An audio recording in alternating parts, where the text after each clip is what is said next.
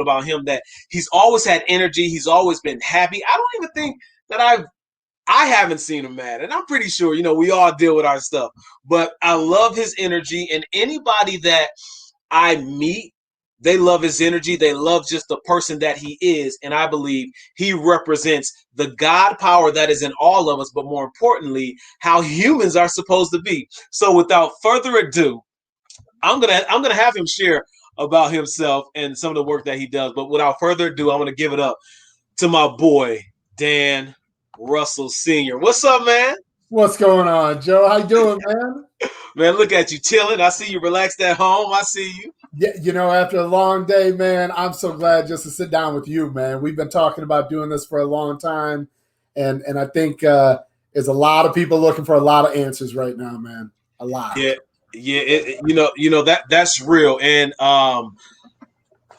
man, we have so much to talk about.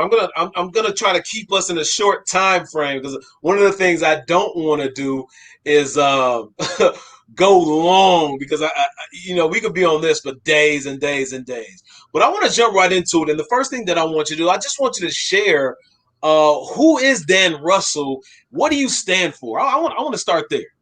Man, first off, I think before you can define yourself as anything, at least if you ask me, I'm a child of God.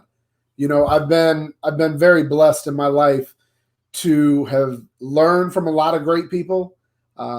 It's a great place to be now. It's a humbling place to be now when you have people asking you, what can they do? What can society do to help this country get better? And it's a humbling place to be. And I'm grateful to God that he's given me a platform, given me the knowledge and a lot of other people that continue to pour into me to help me to pour out to others. I'm a husband, happily married, father of 6. And that's why you got to keep the hair real short because the grays, man, those kids, they, but it's cool, man. Joe, honestly, when I was preparing for the show, I took a chance to talk to some of my kids. And I said, listen, as a young adult right now, like, what do you think? What do you think about what's going on? And I said, if right now somebody sat down in front of you and asked you how to fix it, what do you think? So it's powerful now to get the perspective of an 11-year-old boy, a 21-year-old young man, a 22-year-old young female. It's been awesome. So that's personal. As you said, Joe, you and I go back all the way to when you were at Saginaw Valley. Which, man, it warms my heart that we've been able to stay tight through all these years. And then from a business perspective, again, it's humbling to say, even when you and I were talking the other day, to say that I work with businesses as small as a brand new startup to companies that have thousands of employees, and we manage payroll and HR and employee benefits and for just thousands and over 100,000 employees across the country and globally. So the perspective that I'm able to gain in talking to a CEO of a large corporation or a small business owner, it really gives me a really interesting perspective, not only about what's happened with COVID, but like you said, what's going on with some of the social injustice right now and some of the protests. I get a real nice feel from a lot of different people around the world. The cool now I gotta share this before we get into the serious dialogue here. It's so funny how my wife and I, we were doing some work with an individual who we just met through us, a random, not random, but somebody we met. A random guy who we were connected to in terms of real estate connected us with somebody that works in regards to money, finances, and we asked him a question about taxes and and he said, you know what, I have a guy for you. And isn't it crazy, man? This is crazy. Isn't it crazy that he sent me your information? Joe, I'll tell you, man, I said this to somebody the other day. I wake up every day and I think I've been given 24 hours. I want to help as many people as I possibly can. within that 24 hours. And as I've grown, one of the things I realize is that person may be my wife that day. That person may be one of my 6 children. That person may be a young adult, like you said, just getting ready to come out of college. And I sit down, I've had young adults look at me and say, man, people pay you a lot of money to do what you are doing for me right now for free. And I say, yeah. And they say, why? And I answer to them because somebody did it for me one day. So what's really cool, Joe, is I've gotten to be known as that person that just wants to help. Yeah. So when you were reaching out to somebody saying, hey, I'm having this problem, the fact that the first person he thought of was, let me call Dan Russell, and shoots me the text. I have no idea it's you. He says, okay, great. You've got a plug on that. I'm going to have the guy reach out to you. We had just talked the day before, and now you're reaching out. So, I think when that's what you give off, that's what you get back. We're going to jump right into it there because I love the conversation we had a couple of days ago, and it's important for us to share this dialogue, and then we'll let folks know what we're getting ready to do in the future, right? We'll let them know later on, all right? But let's jump right into it. So as a self-identified, and I'm assuming just because you look like me, we're about the same complexion, right? Yeah. Peanut butter caramel. Yeah. So as a self-identified Black man living in the United States, and you worked in corporate America or you've been connected to corporate America in some capacity for a long time, the first thing that I would say to you or ask you is, where are we as Black men? That's first. And second, after that, what is the state of corporate America right now, dealing with COVID and dealing with race relations that's going on right now? So where are you as a Black male? And the second part of that is, where is corporate America? Well, the first question, Joe, even as I grew up, I understood in many circles I was paving the way for others.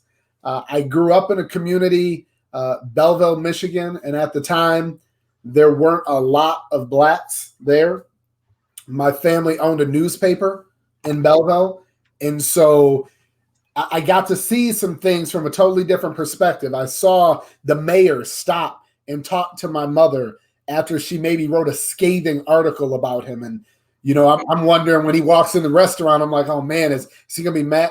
And he's apologizing to my mother and thanking her for her publication and, the fact that she was so accurate. And I'm sitting there going, man, my mom she got on you in this article and you're actually thanking her. But I then started to understand the power of the pen, as she used to call it, because she wrote and people read. Well, guess what? Now you really had to make sure she was on your side. It was interesting, though, growing up in a community like that, where on one hand, you were viewed as, oh, I know your parents and good family. And I had some people that opened some doors for me to help me out. But then, I remember walking down the street. I remember walking down Main Street and having people drive by in a truck, throwing beer cans at me and calling me a lot of names. I remember, one of the first times I dated outside of my race, and getting the phone call from the girl, hysterical because she had to break up with me because her mother's boyfriend found out and they were afraid he was going to kill him. So you're talking about at the age of 15 years old, it gets real. I'm going home and I'm asking my parents, I'm like, I don't understand. Like you told me everybody's the same. You told me to view everybody. And they had to explain to me that, Dan, everybody's not raised the same way as you. Everybody's not raised to see people equally. So then throughout my career, even as I was going through school, first opportunities at jobs, man, I've been very blessed that there have been some people that have been very good to me. There are some people that have opened some doors. There are people that have maybe nudged me in a little bit just to help me get my bearings, to allow me the opportunity to help others. But today, and we talked about the other day, Joe, I've had so many people in the last couple weeks, great friends, people I respect so much on a work level, on a personal level, that have called me I've had people apologize to me for the white community. I've had people ask me how I was doing. I had somebody just today, I'm pulling into my driveway. He said, Dan, I heard my pastor and another pastor speaking today. And I said, I've got to call Dan. I haven't spoken to this guy in years. I've had someone call me and say, Dan, I don't know what to say, what to do. And so I realize now, and I said this to my wife, people like yourself, people like myself are now in a position where we're carrying the torch. We're up next. We can't wait for the next person to help bridge the gap. We can't wait for the next person to start the conversation. So as an African-American male, I've been blessed that I've had some titles that were humbling, but I've sat in a boardroom where I was the only black face. I've gone to large conventions where there's vice presidents of all around the country, and I'm looking around and nobody looks like me. So instead of feeling uncomfortable, though, in the back of my mind, I said, I'm going to do everything I can to make sure that whoever the next person of color or person that just may be different, when they walk in that door, if somebody says, hey, they might be like Dan Russell, there you go. I've now taught my kids the same thing. But, as an African-American in corporate America, I've had a couple people truly, and I appreciate them, in the last few days say, hey, Dan, real talk. Is some of the stuff people talking about real? I mean, just tell me. Is it real? And I've had to explain to them, and some of it's very painful for me to bring up. I have been pulled out of a car by the police. I have been hit with billy clubs and kicked when I moved down to Tennessee briefly. I didn't understand 20 plus years ago driving around as a black man with a Michigan plate in Tennessee is not a good idea back then. I remember asking what I had done. I wasn't speeding. I didn't make a right turn. There was nothing I even did to get pulled over. So when somebody asks, is it real? Yes, it's real. I remember fast forwarding a few years later, I was a vice president of a bank, driving down Woodward Avenue with a suit and tie on it at 8 o'clock in the morning, getting pulled over, being asked to step out of my car as my employees were driving by and having my entire vehicle searched. Them asking me why I had Canadian money after I had just taken my family to the Wheels End that weekend and having to explain that. And thank God I had a receipt there. So I've seen it. I've been handcuffed and taken to the police station for having a fax copy of my insurance. So I tell people, yes, some of the social injustice that we're talking about right now, it's real. Yeah. However, what I'm also having to tell them in the very same breath, because I don't even want to pause, is not to generalize people. Because, I'm having to help African Americans as well as other cultures understand that as a black person, if I don't want you to generalize me and put me in a category of who you maybe view as negative, well, guess what? I can't do that to you as a police officer. I can't say all cops are bad. No, because I just asked you to not do that to me. I can't say all whites are racist. No, you can't. The moment that you start to do that, we all take a step back as a nation because none of us want to be generalized.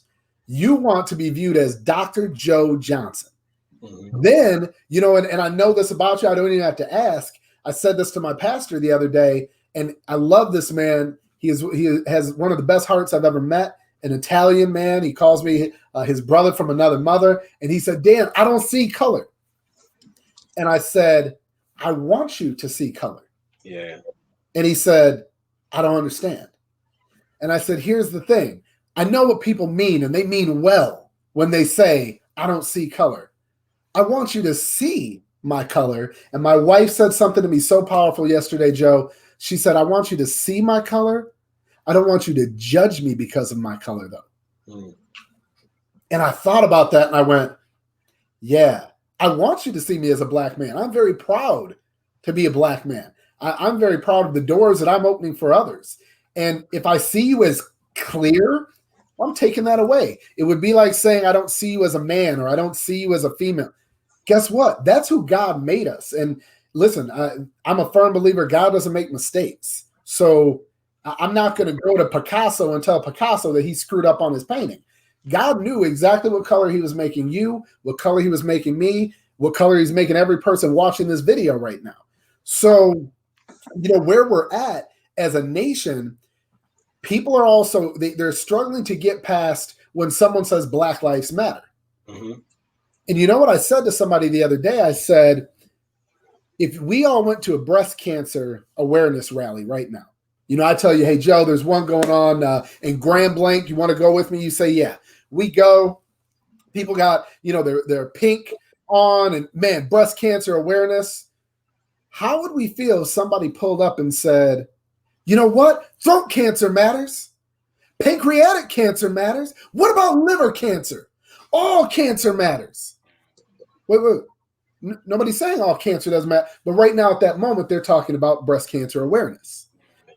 You would never have somebody come up to you and say, hey, man, Joe, I'm really having a hard time. My father passed away. And you say, oh, yeah? Well, my dad died. All parents die. Right? So all of a sudden, people just have to stop being so antagonistic, looking for a reason to attack others, because what I'm noticing, and man, Joe, it's breaking my heart, is some people now who have started to try to make a statement to help are getting attacked on social media when they say, man, it's unfortunate what's going on. I'm letting my eyes be open to what's there. And I've seen people jump out, yeah, because you've been blind for years, you and your people. And I'm like, whoa, like, here's a person who's admittedly saying, man, I didn't know. I don't know how I didn't know, but I didn't know. And now I'm trying to do better. But when they get attacked, well, what do you think that's going to bring? Now they're going to say, you know what, forget it. I won't say anything. And now my silence is going to speak even louder. Well, let me ask you this, and I appreciate that, man. I just wanted to let you go, man, because you were speaking some realness, and when it comes to folks who may say, especially our white brothers and sisters who say, well, I just don't know, what do I do? And they might get attacked by some folks.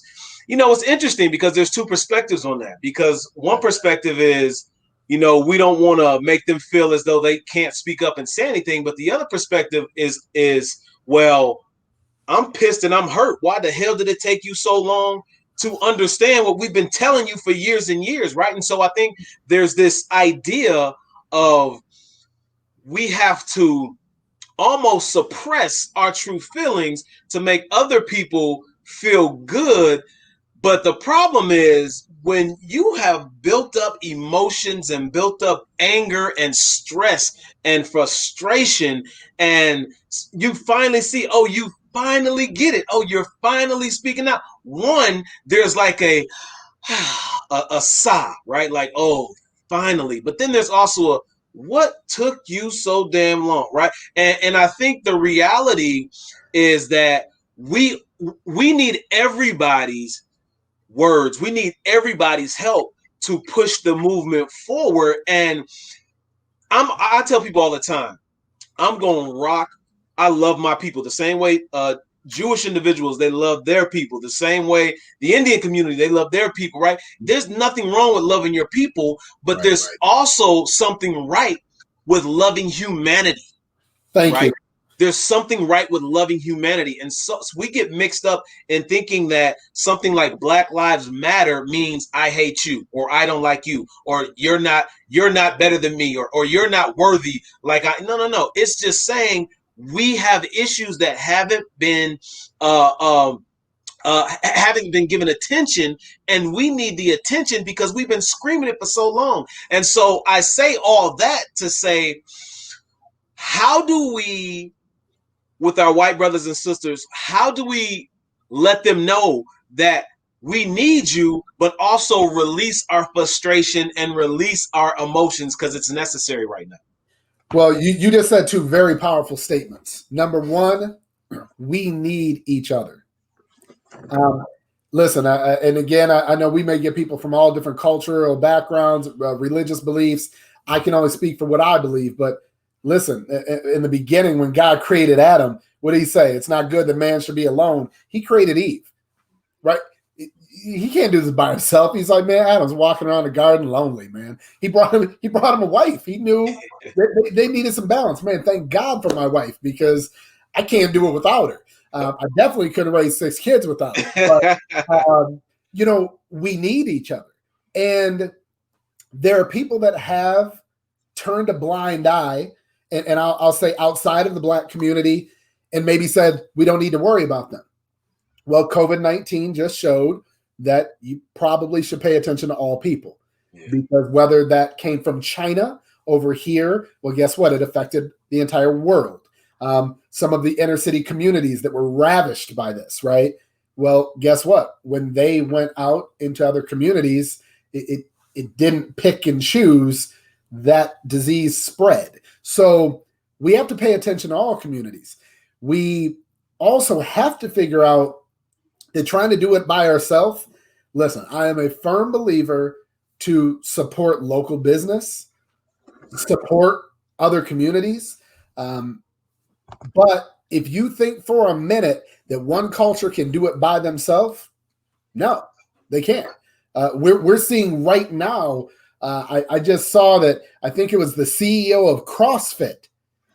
I didn't even see what statement he made. I can't even say if his statement was unjust. I don't even know, so I can't say it. What I know is the CEO of CrossFit said something. Adidas, Reebok, a whole bunch of people start saying, nope, we're now going to break ties with you. He stepped down. Wait a minute. So he offended someone and just had to step down. I'm hearing about college football coaches that they're bringing up something they said at practice last year. Yep. And Dabo Sweeney trying to defend his coach, saying, no, he repeated what somebody else said. He didn't say it. But all of a sudden now people are very on edge. But here's what's happening. You think about, and Joe, I know you thought about this. We even talked about this a little bit. That frustration that was built up. I saw a post just yesterday that it was a website called babynames.com. Mm-hmm. Okay, it's a website you go to find a baby name. They put all of the names of Blacks who have died as a result of police brutality over the years on a page. And simply at the top, it said, this was someone's baby's name. And it said all the names. And I sat there, Joe, and I read all of them. I read all of them because as a culture, unfortunately now, we blow past them. Yeah. Right? And there are a lot of them that they weren't recorded on video. So why George Floyd? Listen, I'm still somewhat scratching my head. Yeah. Because 30 years ago, it was Rodney King. Mm-hmm. 30 years ago, we saw a video. It was brutal. A man died. We saw Trayvon, or we heard about Trayvon Martin. We didn't see Trayvon Martin. We then saw a piece of Ahmaud Arbery. Right? We didn't see the whole thing. The video was a little shaky and you didn't quite get everything that happened. I think what happened in the George Floyd case was just so in your face that for that 8 minutes and 46 seconds, whether you were Black, white, Puerto Rican, Asian, Indian, Jewish, it doesn't matter. As you watched it, every single one of us, our insides just started to hurt. That's right. We're saying, okay, man, he's not moving anymore. He's not fighting. He's not breathing. Like, just stop. Like every person. I talked to some people, said, Dan, I couldn't watch the whole video. I said, I know, but you need to. Yep. You need to watch it. I watched Just Mercy with my kids the other night. Great movie. Amazing movie. And my son said something to me. He said, man, why are we just now hearing about this? I said, this happened 27 years ago. But the movie just came out in 2019. And it's as true of a story as you can imagine. Now, what I'd say to a lot of people who it's making people uncomfortable, there's a lot of social injustice right now, right? In corporate America, we talk to some CEOs and some presidents about some real difficult things like, have you taken a look at how your female employees are getting paid versus your male employees? And they don't They don't want to look at it. But eventually they do make the decision to look, or maybe take a look at, how about your executive positions? How many of them are women? How many of them are people of color? CEOs, presidents, some are starting to make a calculated surgical effort to go out and to promote within, to give people the opportunity to grow within an organization. But some people, the company still looks the way it did for years. And when you see that, Joe, and I see it, I walk into boardrooms all the time and I look around, and it's a lot of people that don't look like me. Yeah. They're good people. They're well-educated people. They're brilliant people who have built great businesses. But then I just wonder, where's the diversity? Mm-hmm. And I see a lot of companies now struggling to figure out, what does that look like? How do we bring diversity in? And I think it happens a couple ways. And this is to answer your previous question, as corporate America, what does this look like now? And where do we go? First, I think you have to look within your company, see people who look different than you. Maybe they're younger. Maybe they're fresh out of college. Maybe they have a different skin color than you. Maybe they're from a different country.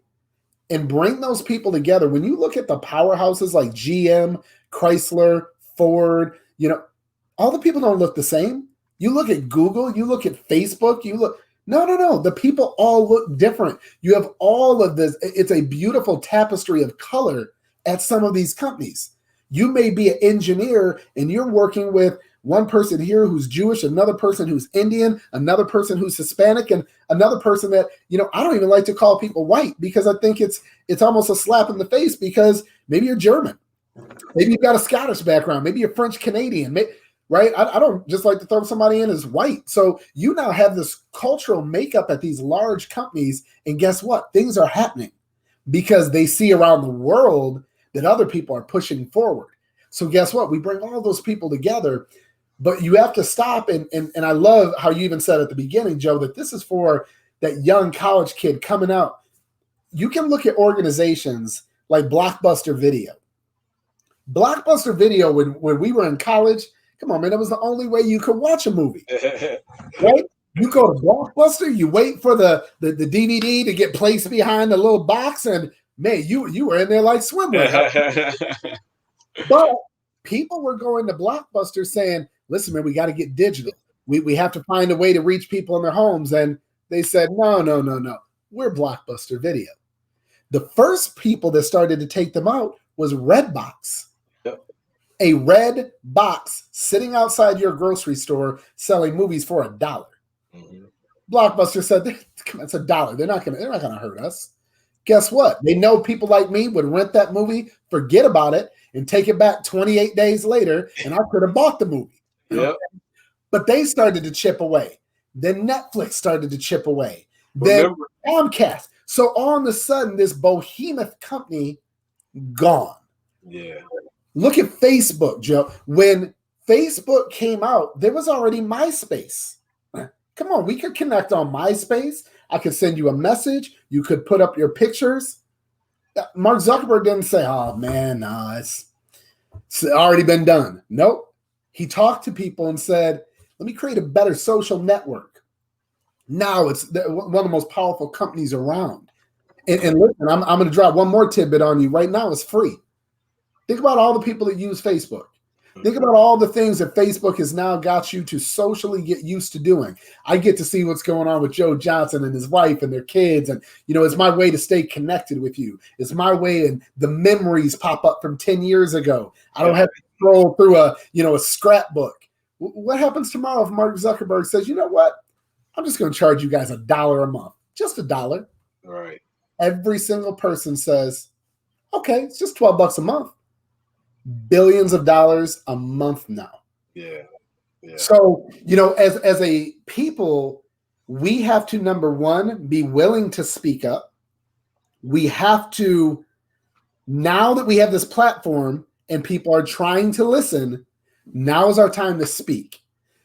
As CEOs, as business owners, I've had so many calling me in the last few weeks saying, Dan, we got to sit down. We've got to come up with a plan. I've brought you up to several businesses saying, listen, Number one, bring somebody like Dr. Joe Johnson to come speak to your team to say, let me explain how cultural diversity can work beautifully within your company. Mm-hmm. This is how you bring a team together. This is how you put together actually a committee to discuss it, right? Let's come up with some plans. How do we celebrate some of this diversity that exists within our company organically? And then, Joe, when you talk to young adults right now, I think for the first time in a long time, we're watching these protests, and you're watching these people, and Joe, they're not saying anything, right? It's really interesting. They're gathering, they're passionate, they're hurt, they're angry. You've got black, you've got white, you've got all different colors that are just saying, I'm done with this injustice. But it looks really different than when Martin Luther King Jr. led a protest or a march. They had a mission. They had a campaign. They knew what they were pushing for. People forget when they did the bus boycott, that wasn't 2 weeks, right? People talked about the other day, hey, we're going to black out our screens, on social media. We're not going to say anything. And they did it for a day. When they boycotted the buses, do you realize that was a year? It was a year. So you had people that were walking miles to work instead of getting on the bus for a point. So I think now we've got this amazing young generation. I am so impressed with this young generation. It took me a minute. I'm not going to lie. I went to a Harvard Business School event, and the person who was speaking said our parents, they would say jump, and our parents would say how high. Right. Our generation came around, and they said jump, and we said, I can jump higher. I can jump higher than my parents did. I can become Dr. Joe Johnson. I'm not just going to get a bachelor's degree. Back then it was, man, Joe, if you can get a bachelor. No. I'm not going to stop at a bachelor. I'm going to go for a doctorate. My sister has a double master's and a PhD. I sit and I watch, and I am in awe of what she accomplished. I look and I say, thank God, because it's opening another door for other people. But then they said the new generation, you say jump, and they say, why? Mm-hmm. Mm-hmm. And it's not that they're trying to fight against you. They're saying, do I have to jump? This obstacle in front of us, is it really an obstacle? Right. Maybe I can go around. Maybe I can go under. Maybe I just wait this out, and it's really not an obstacle at all.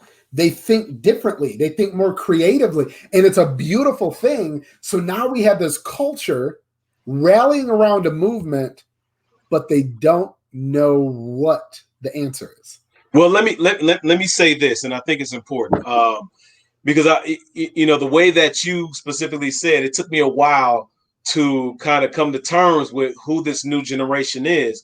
And it's interesting because I think for some time they've gotten a lot of blame, and a lot of folks said they don't listen, they're hard-headed. The reality is there's so much more access to resources, right? There's so much more access to information.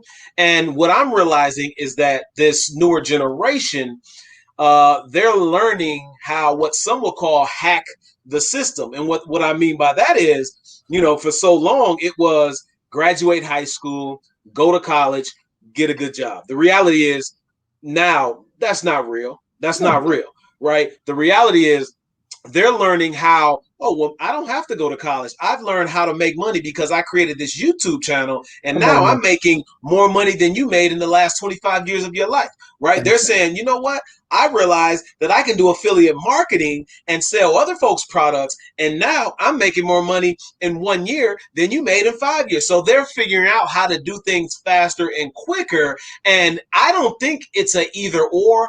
I think it's a taking the old school and the new school and combining them, right? So using the tools that you have now and the tools from before with creating what is our agenda specifically. What are we asking for? What are we marching for? What are we protesting for? So being very specific and making sure we're in tune to do it all together. Now, this is the thing, because I want to get back to this corporate piece, because what you see is a lot of corporate organizations, they're sending the message through the emails or on social media. We stand with Black Lives Matter. We do this. You know what?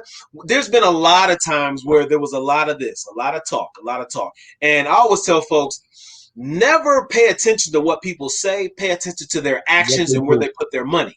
And so when it comes to all this talk that's going on within corporate, I guess the question is, what should we be looking for in terms of them backing up what they're saying? Well, you just nailed it, right? Actions speak louder than words. And I think for many, that first step to say, we acknowledge that something's going on. I think even through COVID, you saw some people come out and just say, I'm not advertising anything right now. I'm not looking for you to buy anything. I'm just looking to let you know we care. We care. We as a nation are going to get back on our feet, and we're doing everything we can to help. That's a start. That's the first step. But then the next step is, okay, so are you raising awareness? I saw Jay Farner, who is the CEO of the Rock and Quicken Loans family. He came out, number one, acknowledged that this social injustice was there. He talked about how much it pained him to see it. But then he talked about making sure that his employees within the Rock Financial companies had a voice, that they felt safe using that voice. And he he already had a diversity individual, or an individual that was specializing in inclusion and diversity within the company. But he said they were going to throw even more resources to make sure that that social agenda was carried out. Yeah. And listen, you're going to get some people that say, hey, Dan, Joe, that sounds great. I don't have, thousands of dollars to go hire 20 more people to help me with my diversity and inclusion. Well, listen, there's a lot of ways to do it without hiring a single person. They're already there in your company. And if you go to someone, right, if Joseph Johnson works at your company and you go to him and say, hey, Joe, would you mind maybe just, once a month sitting down with a committee of people that all look different, and let's talk about, number one, what can we do internally? Yeah. And then what can we do externally? And Joe, it's funny, that is just as much on the personal side of how we all fix this as it is the business side. Yeah. There's a lot of people trying to fix the problem right now, and the first place you have to fix it is at home. That's right. You have to sit down with your children and explain to your children why some of this is happening right now. And explain to your children, this isn't how we do things. See, that's what my parents did with me. But see, my mom marched with Dr. Martin Luther King Jr. So my mom saw some things that were very painful. My mom and dad had to break through some walls that were very, very hard, and they did everything they could. So my sister and I had the opportunities that we had, but they still didn't let us forget what they had to do to get us there. Mm. But at the same time, they didn't raise us to hate anyone. They raised us to love other people. They raised us to open doors for other people. They raised us to never lift your hand out toward a person unless you're trying to lift them up. And so when we are trying to fix this problem, you start off fixing it at home. You start off having that conversation with your spouse to see where you're at. Then it stretches out to your friend network, right? When we can all let our hair down and talk. I mean, you think about just some of our friends in our circle, man, we all look different. Yeah. You think about the person that brought us together, Mike Crawford. Yeah. But then you look at our group of friends, there's Joe Johnson, there's Glenn Martinez, there's Pepe. I mean, there's people that are, Puerto Rican, Haitian, Puerto Rican, yeah. I mean, all over the world. And we can sit at a table and talk and take our gloves off and really help each other to realize, hey, man, why did I miss this? What's going on? So someone like Mike Crawford, who runs a hospital, well, Mike, what goes on in your hospital? Mm-hmm. So you oversee 3 hospitals. Do you have something in your hospital to help with this? Well, just talking about it, Mike may go back and say, no, we don't. But you know what? We should. Yeah. But if we don't have that conversation, then guess what? He doesn't know where it begins. So having those conversations, pushing forward with those initiatives, you're going to see some companies do it better than others. Listen, companies like Adidas I mean, they're stepping out right now, doing some big things. You're seeing Amazon. You're seeing a lot of companies that are saying, listen, we've got the resources, we've got the capital, we're putting it behind. But now let's get down to small business America.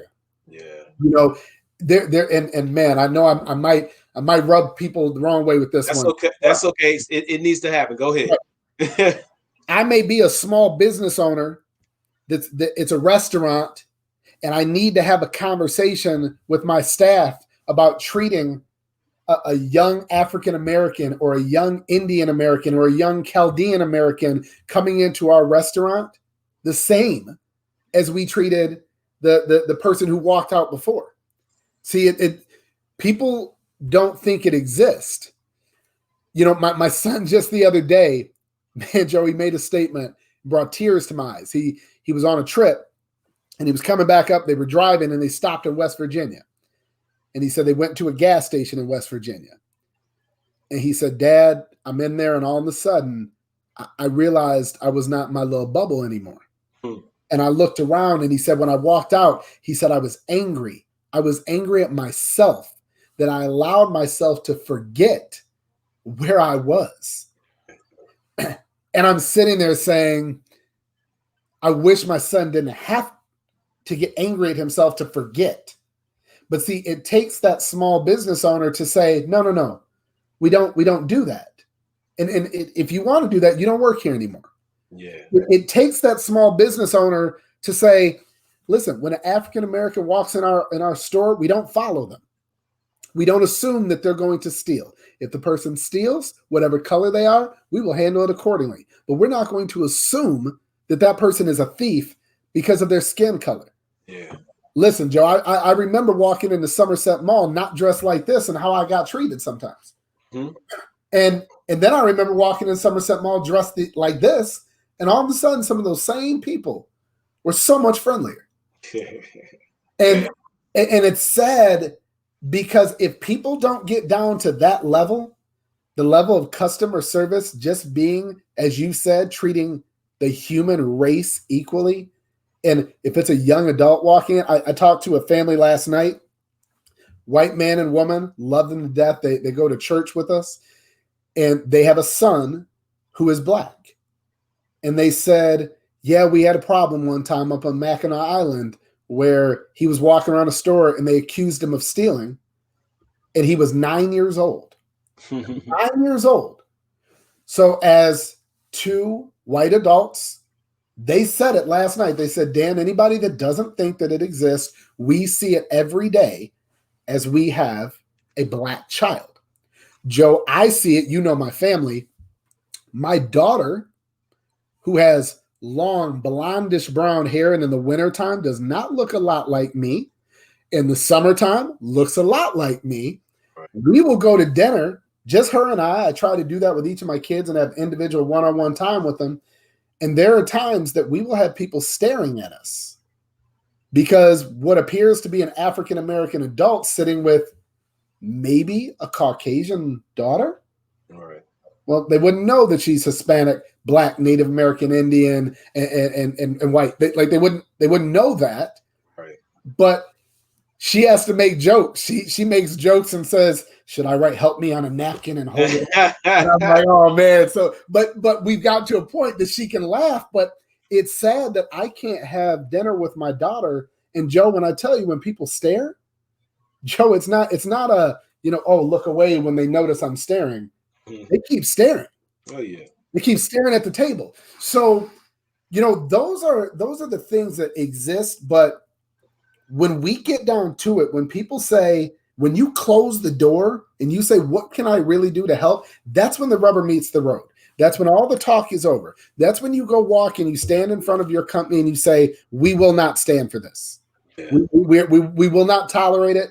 We will not. Now, what I'm seeing now, and you're seeing some of it within the police system right now, I'm not going to say I agree with everything going on.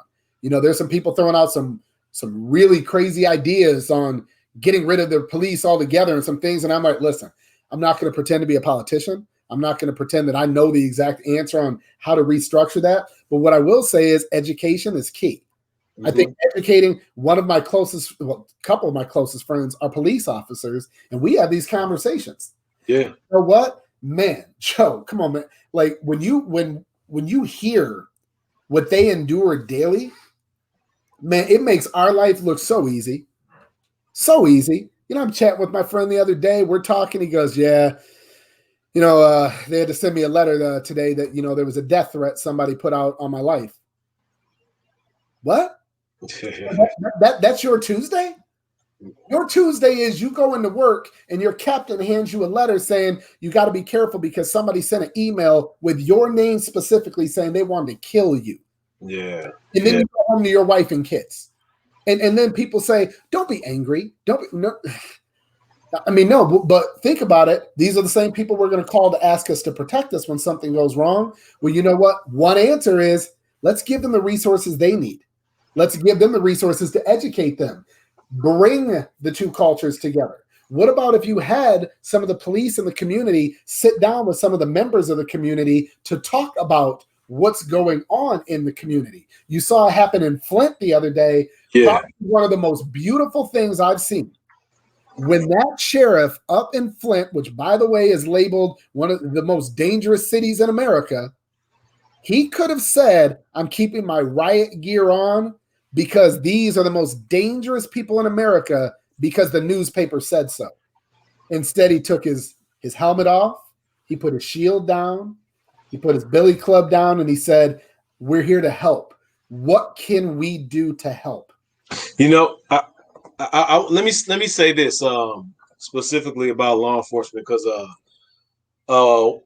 my best friend back home is so interesting. He always wanted to be a detective or in law enforcement, even though we got all kind of stories to tell you about our negative experiences with law enforcement.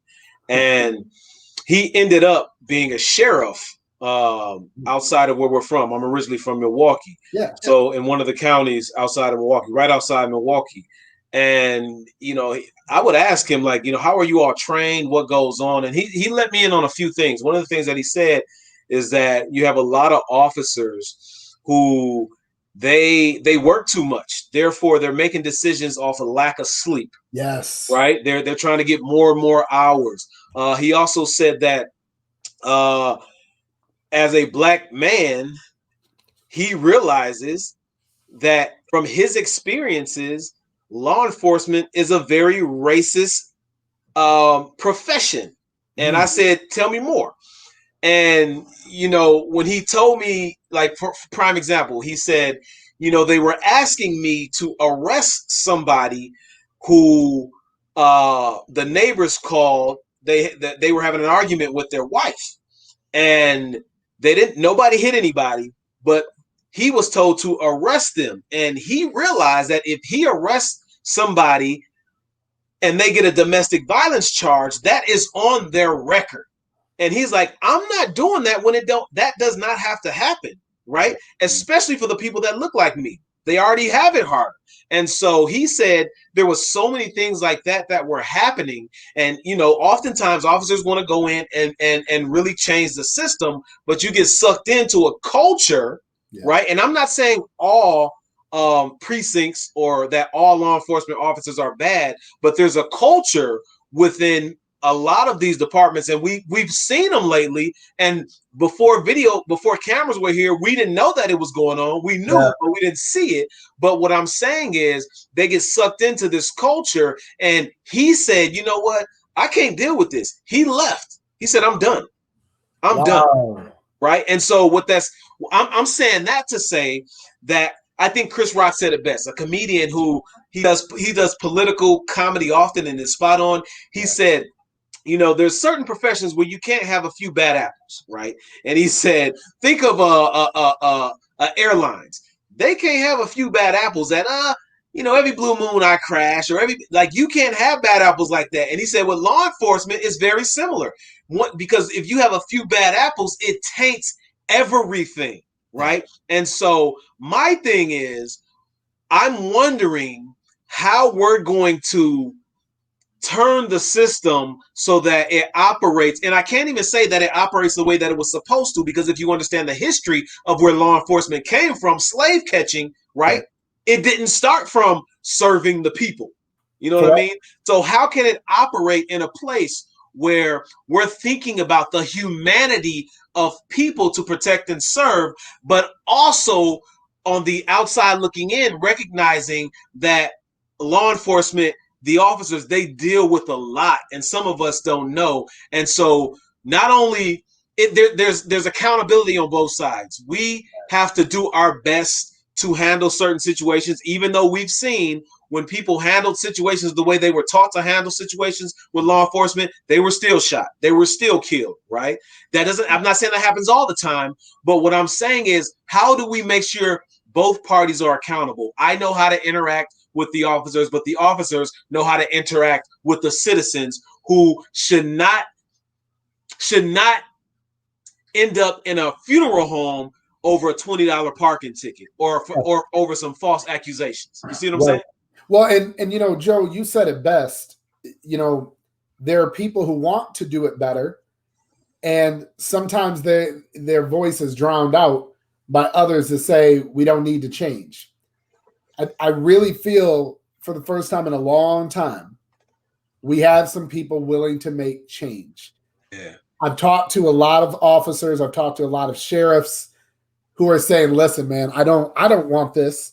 I don't want that reputation on me. I don't want that reputation on our department. They want to change. Yeah. Now it goes back to, and it's funny, you think about what we've talked about in 3 different segments. We've talked about young adults, people protesting, all these people who are they're up in arms. But how do we fix it? Corporate America. I want more inclusion. I want more diversity, but how do I fix it? Yeah. Police. Listen, no, I refuse to believe that every one of them are bad. No, my goodness, no. Like I said, I've seen some great police. I've seen some police done some amazing things for me. I've seen friends that are police officers that bring the squad car over to my house and bring my son a little badge. See, those things, I've talked to my friends about that, and I've said, I don't want my son to grow up in fear of a police officer. Yeah. Now, I still have to educate my son. I have to have a conversation with my son at 11 differently than other people have to have with their son. But what happens is this, you know, in a couple of weeks, I'm speaking on a panel with the captain of the Troy Police Department. Mm-hmm. When that starts to happen, when you start to get the chief of police saying, I'm listening, mm-hmm.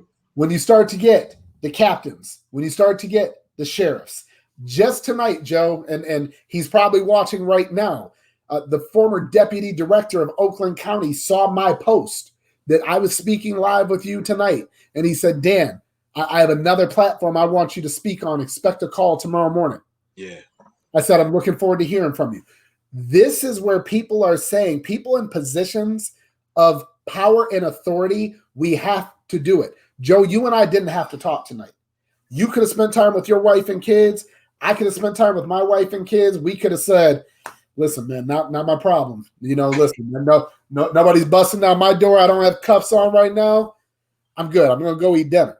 Instead, we're spending time peeling back the onion and really getting down to the crux of it. That is where now people are going to start to say, okay, how can we get somebody else speaking? Think about why this is happening now. Come on, Ahmaud Arbery, people were running a couple miles, me being one of them, to honor him on his birthday. But see, people missed the fact that he died in February. Mm. People didn't realize that it didn't really get national attention for a month. You know, my daughter told me a story tonight that I haven't even heard of. But she said she signed the petition because there was a man and his pregnant wife that got pulled over, and I guess the officer had abused the woman so much that she actually miscarried in the back of the police car. Mm. So I'm sitting here saying, as a black man, I didn't hear that story. My daughter said, I didn't hear the story. But now when we say, no, if it happens, we're going to make sure it's known. If someone was not recording George Floyd and his death, it would have gone down as resisting arrest. Individual was killed. And guess what? The DA may have done an investigation.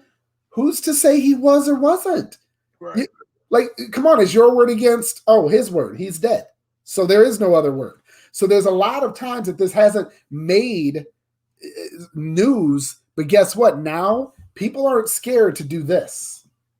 People aren't scared to say, I'm going to record you. I mean, I stopped and I thought back when Rodney King was getting beat. There were not smartphones, Joe.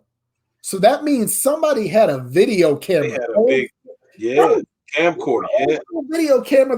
They're grabbing it and what is that over there? It actually just happened to catch it. Right. So there was a lot that didn't get caught. Okay, but now when people are saying, I'm not taking this anymore. Now when that comment is made and people say, no, we don't stand for that. Joe, think about what's happened in the world of sexual harassment. Yeah. Years ago, come on, man.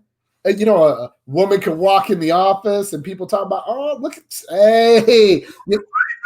All that foolishness. Yeah. And then come on, man. It's no big deal. Well, wait a minute. No, it is a big deal. Now you do that. Listen, man, I work in the world of HR. You are walking yourself out the door. Right. So that has happened over the last few years. You're seeing corporations get pulled into lawsuits because someone says, hey, I'm a woman and I'm performing the same as this guy and you pay him more than me. Yeah. I think that's discrimination. And the lawsuits are now happening. So we are getting more progressive in terms of trying to bring people together. But when it comes to the police, we have to be willing and not scared to bring a forum together to talk. Because listen, when the coin is reversed, Joe, I watched some of the protests last Friday. Again, I may offend some people, and I apologize if I do. But when I watched some of the protests in downtown Detroit a couple Fridays ago, and I saw people screaming in the face of white police officers, black police officers, female police officers, telling them, hey, why don't you put your shield down, put your billy club down, come on over here. Now listen, you mentioned at the beginning before you brought me on, you said, listen, you've never seen me mad. I don't get mad much. Now, my kids, my wife may, when they're watching this, I think they're watching it right now, they're probably saying, he gets mad. Trust me. But these men stood. They didn't break. They didn't say anything. I heard a woman scream out audibly, I'm going to step on your baby's face. I'm like, wait, what?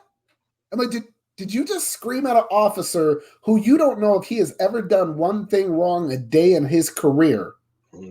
This may be an upstanding man or woman, and you scream, I'm going to step on your baby's face because you're that angry. Like, I understand you're angry.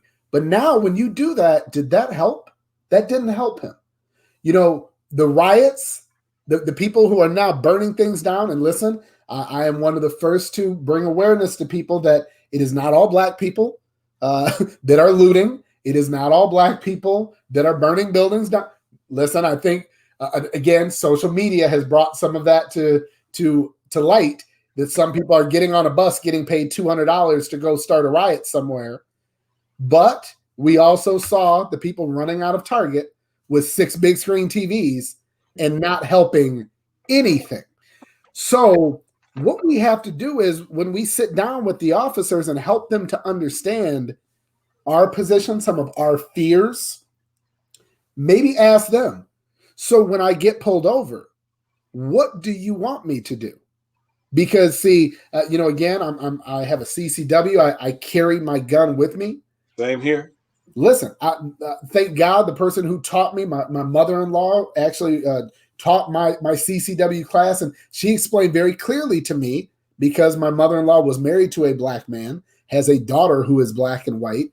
She said, Dan, when they come up, you hand them your driver's license and your CCW at the same time.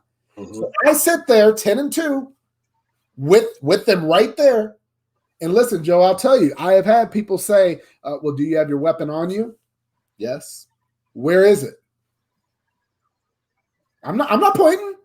I'm not pointing. I'm not. Right. Not right.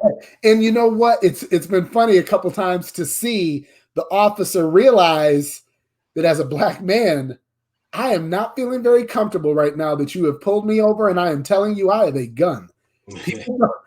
It's a very uncomfortable feeling. But I will tell you, Joe, to that point, I have had more police officers let me go or have a conversation with me after I've approached it that way because they were saying, okay, man, cool. I see you're being respectful to me. I see you're being, you're trying to cross your T's, dot your I's. I get it. And then they've been pretty cool to me. So I think we have to force this issue though, because Joe, we can't wait for every police department to come talking to us.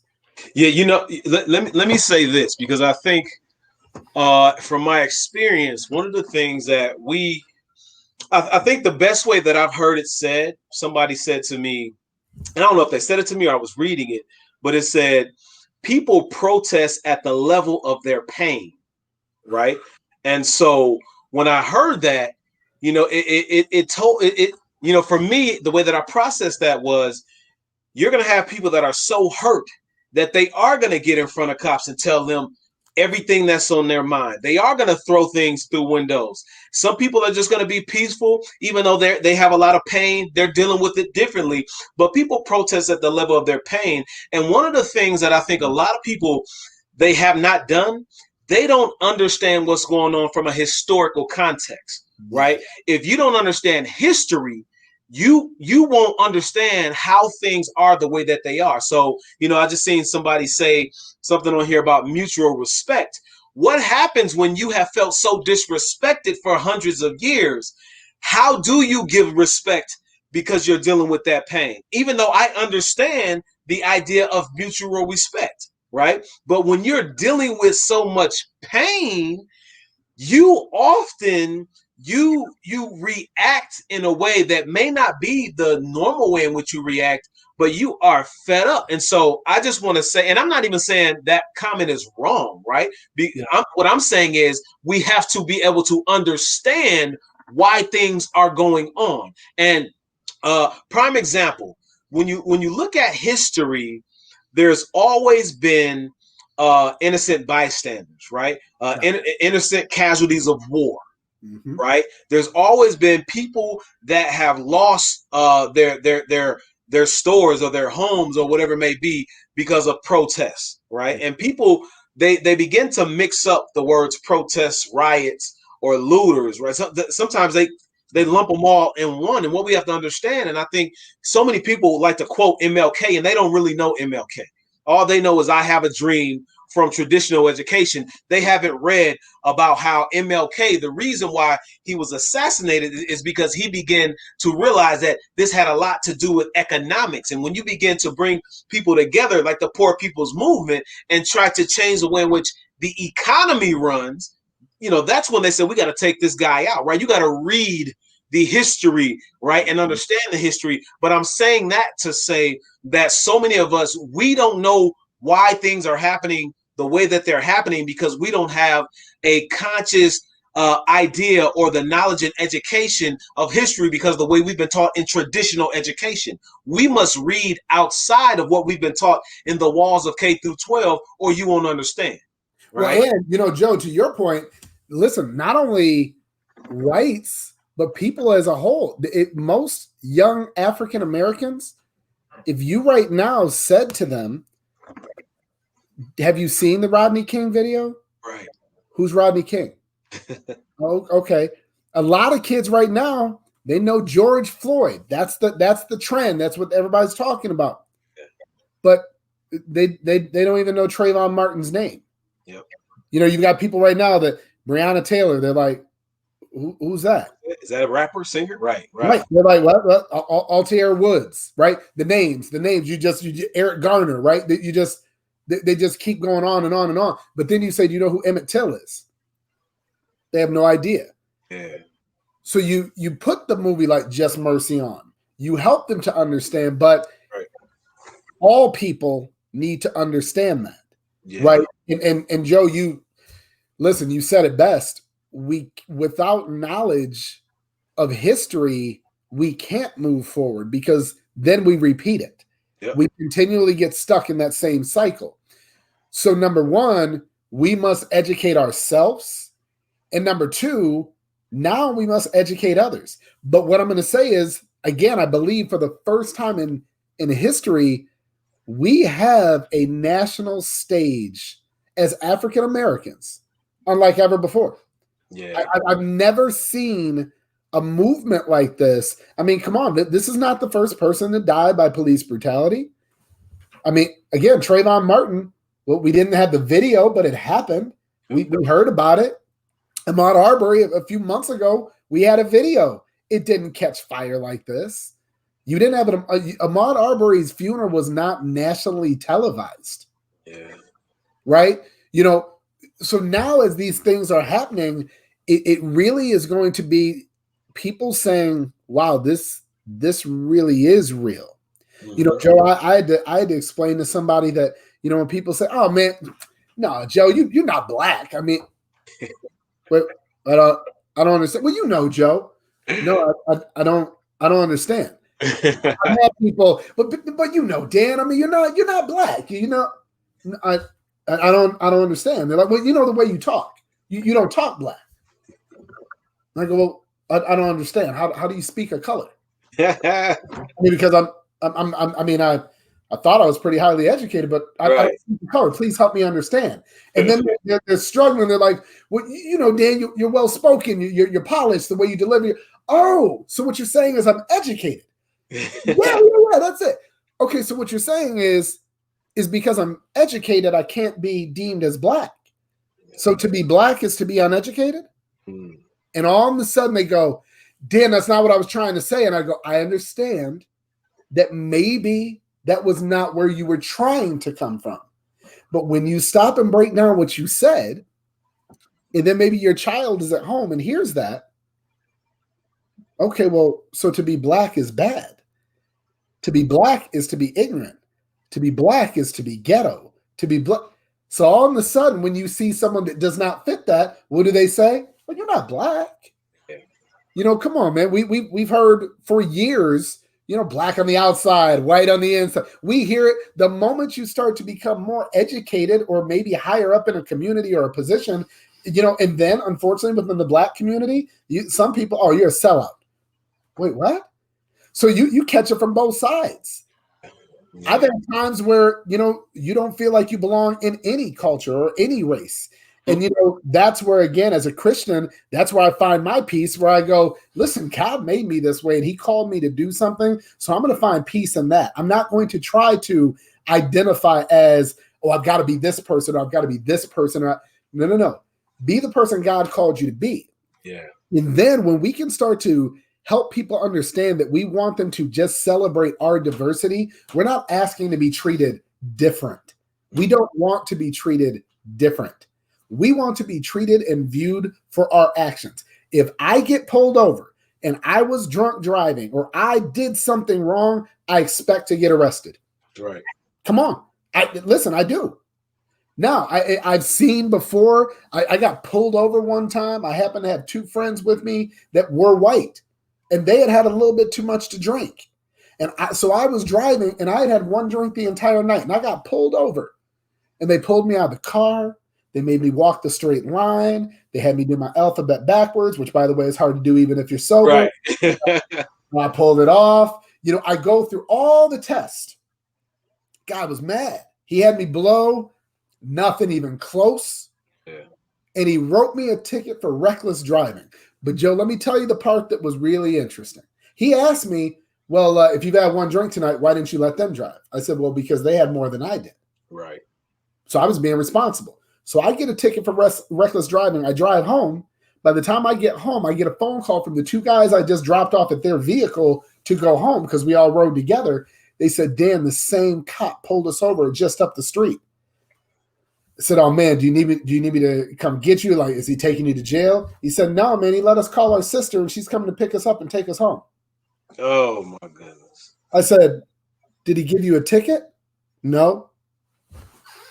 And I sat and I said, so guess what? That story, right? If I'm sitting across from police officers and I can tell them some of these stories that, as you said, produce that frustration, that fear, that, right? Every one of us have our stories. Like this is, I just told you a couple of Dan Russell stories. And let's just be honest, you know, I'm not running the streets and putting myself in a lot of positions to get pulled over. But guess what? Those are my stories. So I know that if we got a group of people together, they all have their stories. The stories like you talked about, where somebody's in the middle of an argument with their wife and they get arrested. What? Yeah. Like, wait, I didn't hit my wife. I didn't. So wait, we're at a point I can't even yell. Man, Right. I'm glad that cop was not in my neighborhood, because my wife and I have had some heated discussions a couple times. She usually wins, but Right. it's one of those things where helping officers understand, hey, listen, I want to let you know why when you pull me over, I'm terrified. Yeah. Then hearing from the officers, how can we bridge this gap? You talked, Joe, about the education aspect. Well, you've got cops that have been working for a number of years. They're overworked. Yeah. They're underpaid. Cops don't make a lot of money. They don't. So you're overworked. You're underpaid. You're putting your life at risk every single day. I still say police, firefighters, and teachers are so underpaid, it's ridiculous. But how about we put together a system, as we're trying to find all these answers, put together a system to help them with therapy, to help them emotionally? Because I'm sorry, I'll be the first to say it. I could not be a police officer. I could not come home every night. I've sat and listened to the stories of people in military and police officers that their life has flashed before their eyes multiple times in life. I've had a couple times. Bad car accident, plane almost going down. That's scary enough. Yeah. You start to tell me, and unfortunately, you get somebody in a predominantly African-American community. Now we start to talk about statistics, right? So if I am a cop, white, black, female, male, doesn't matter, and I am in, we'll just say Detroit. So I am responding to a few thousand cases a month where, guess what? There's danger. Mm-hmm. Right? This person's a drug dealer. This person has a gun. There's a shootout. And you have to keep responding to these over and over and over and over. Who do you keep seeing? You keep seeing an African-American male in front of you breaking the law. You have to help that person see that is one individual, not all individuals. And I'm saying, listen, I know a lot that are able to get past that, but these are strong Christian men that are good people. So guess what? How do we also take those good people and who are also officers and help them educate others within their own, police force? Well, let me say this as we kind of wind down and close out. I'm looking at the time, and I knew we were going to go a little over. That's okay though. That's all right. But let me just say this, because I think oftentimes we have the dialogue that we were just discussing that folks need to have. They need to have the dialogue. They need to come together. They need to talk, which is right on point. But then the other part of that is, sometimes we forget to have some action items, right? So what are 2 action items under a minute? What are 2 action items that you can share with our listeners right now? 2 action items. Number 1 would be, don't be afraid to talk about this right now. Be willing to talk to your family. Be willing to talk to your friends. Be willing to go to your job and have a conversation. That's 1. Yeah. Number 2, in whatever position of authority or power or influence, take the opportunity to listen and then put together a plan. If that plan is you are going to get involved in a community resource group, if that plan is you're going to put together a committee at your company, if whatever that plan is, no matter what you want to do, without a plan, without a goal, that goal will never be reached without a plan.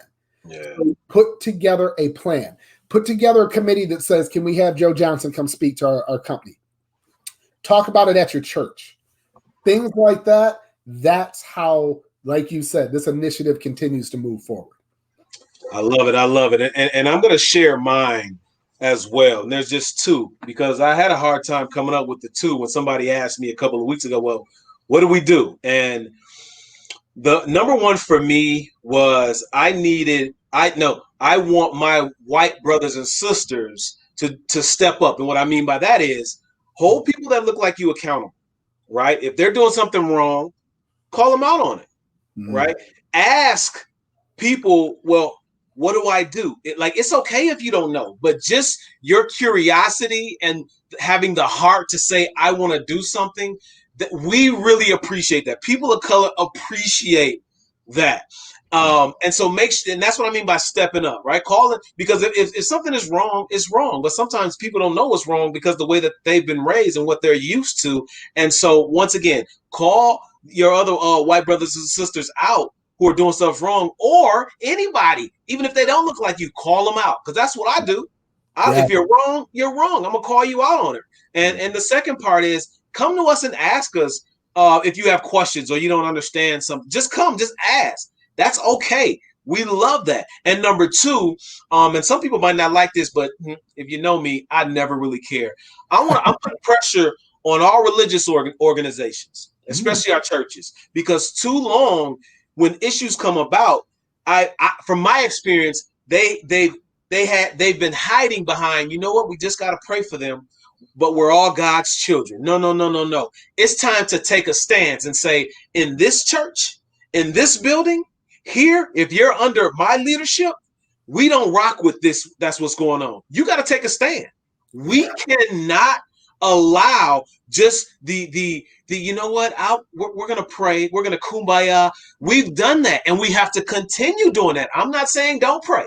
What I'm saying is we must continue to pray and take a stand and take action so we know where you stand on issues in terms of your religious organization. Because the politicians will come in and say, oh, hey, hello, how you doing? And now they're using you. And I'm just telling you, people like me, now you're looking bad because you're letting the folks who continue to let this go on and create these policies, you're letting them come into your building. So that means to us, you're aligning with them. And maybe that's not true, but that's how it looks. So I'm putting pressure on religious organizations and churches to take a stand, continue to pray, but take action and say, we're going to start to do something and not just pray. Wow. I mean, you think about those four, if somebody just grabbed one of them. Yeah. If they just grab one, the world becomes a better place. If each person grabbed one of those and just said, I'm just going to ask more people and just become more aware. That's I'm right. just going to listen. I'm going to, my pastor, and I gave him so much credit. He called me 2 weeks ago, Joe, troubled. And he said, I'm changing the message for Sunday. He said, we were supposed to talk about this. He said, but God has it so heavy on my heart. I have to talk about this. He said, but then, Dan, I had to stop and I had to allow God to speak to me and say, don't pretend you know what it is to be a black man. Yeah. So ask. And so he reached out and he asked. And Joe, when I hung the phone up, I had tears in my eyes because a man of God who I respect so greatly took the time to say, it's not about what the message is this week, and we're going to stay on track with the message. The world is hurting. Right. And the answer, again, you said it, the church can be such a big part, if not the biggest part of healing our nation right now. If we can all come together and stop pretending it doesn't exist, and let's start making some differences. I love it. So listen, we got to share, man. We dropped a lot of gems tonight. You shared so much tonight, and I appreciate it. Now we got to let them know, Dan.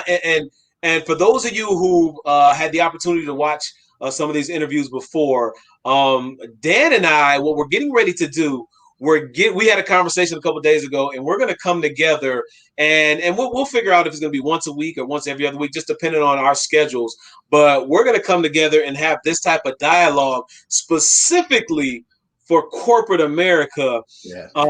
And it's really about the D&I issues, diversity and inclusion. And we'll definitely tackle some other things. But we think it's important for us to continue this conversation and make sure that corporate organizations know that you have educated, highly educated Black men at that who are dealing with this. This is our experience, and I'm not saying all of our experiences are the same, but we've been dealing with what the uproar is about. But we want to make sure that you all, the corporate organizations, are navigating in specific ways. Dan, you want to share more? Yeah, and I think for everybody right now, their hearts are in the right place. They want to figure out how to move forward. Listen, this is not something you can just call your business coach, your business attorney, your HR advisor. Listen, these are uncharted territories. We just saw it with COVID-19. A bunch of people are going, what do we do? Okay, when you're not prepared. So it's okay to admit that you don't have a plan for this. That's okay. But then that acceptance has to turn into, as you just said, action. Faith without works is dead. So what we want to do is we want to provide people a platform, maybe even speaking to other diversity and inclusion specialists at other companies, saying, what are you doing? What's worked? What have you tried that hasn't worked? How do you make that person feel like it's safe to make that statement? Because I may be a Black individual working at a company and I say, I'm not saying anything. I start to complain, I'm gonna lose my job. I like my job. I'm not, I'm happy. So how do we help those people feel more comfortable? So again, I think allowing that platform, allowing, like you said, these segments where somebody's wheels can get turning. So when they click end session, they can think about when they walk in their office tomorrow, man, after hearing what Dan and Joe were talking about, man, I've got some people in my company that I respect. I've got some people in my company that I think are bright and talented. I've got somebody who I just hired out of college. I've got this person that's been here 20 years. Man, look, let me put all these people in a room, and I'll end it with this. I believe it was Steve Jobs that said, I don't hire smart people for me to tell them what to do. I hire smart people so they can tell me what to do. And listen, I don't need to say anything else. One, I'll just say this because I think it's important for us to do this. Daniel Russell Sr. I just want to say, I want to acknowledge you and just say, I really thank you, not only for coming on with me tonight, the work that we're getting ready to do, but just for who you are as a man, and just for who you are as a father, just for who you are as a husband, just for who you are as a human. I'm so thankful to know you, and I love it when other people have the same experiences as I do with you. And even when we don't talk for a while, when we come back, it's almost like we spoke the morning before. So I just want to say I'm grateful for you. I appreciate you being in my life and my family. And we'll definitely begin to do a lot more together, even outside of professional work, just personally, man. So thank you so much. I got to thank Mike Croft for introducing us. Mike Croft, our boy. and Joe, I got to thank you because, listen, man, first off, I appreciate, as I said, I'm honored and I'm humbled because, and I told you the other day when we were talking, after this had been going on a few days, somebody said, Dan, when are you going to make a statement? Yeah. And I'm sitting there saying, wait a minute, people are talking about LeBron James not making a statement yet. Barack didn't make a statement yet. They're asking about, I had people coming to me saying, Dan, when are you going to make a statement? And when they said, Dan, you are one of the most well-respected and most recognized African-American faces in Michigan, it was humbling. Right. So the fact that you have allowed me on your platform, one, thank you. Number two, though, I have to tell you how proud of you I am and how much I appreciate what you're doing, because so many people are afraid to step out and use the platform that's been given to us because maybe somebody may not like what I say. Yeah. What if week 1, week 2, week 3 was good, but then week 4 I offended somebody? Well, week 5 I made somebody uncomfortable. Week 6 I pushed a little too hard. Some people are just scared to put themselves out there and, like you said, not try to conform so we get more likes and more follows and more, YouTube likes. You are putting yourself out there, and what you're doing is so important and so powerful to people and businesses. So again, I just want to thank you, because if you don't put yourself out there, then there's a lot of people that are going to see this message tonight that wouldn't have seen it otherwise. So thank you, man. Man. Well, listen, thank you so much, Dan. People, I just got to say, I'm bringing him up on the screen right now so he can give you that one last smile. The brother always smiling. Thank you. Thank you, Dan. Thank you, bro. I appreciate it. Absolutely. Absolutely. So listen, I just, we did a lot. We dropped a lot of jewels. And I just want to say thank you so much. And once again, this is for the New Age College student, where we bring traditional and non-traditional education together. We bring you the resources, the knowledge, the skills, and the network so that you can tap into whatever career you want to tap into, or maybe you want to start a business or write a book. But we're here to make sure we help you to do that. And I'm Dr. Joe Johnson. And like I always say, pursue your purpose, not your dreams. Take care.